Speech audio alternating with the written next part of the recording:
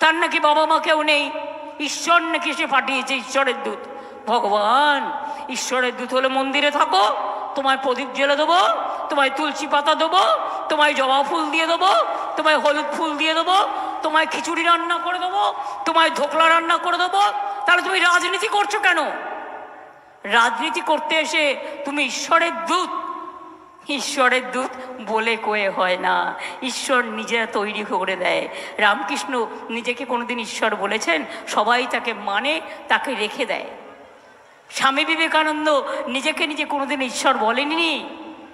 মনে রাখবেন, ঈশ্বর তৈরি হয় তার কাজের মধ্যে দিয়ে। আল্লাহ কোনোদিনও বলেছে আমি তোমাদের আমি আমাকে আল্লাহ করলাম? না। হজরত মোহাম্মদ কোনোদিন বলেছেন? বলেননি। জেসাস ক্রাইস্ট বলেছেন? বলেননি। মা দুর্গা বলেছেন? বলেননি। মা কালী বলেছেন? বলেননি। শিব বলেছেন? বলেননি।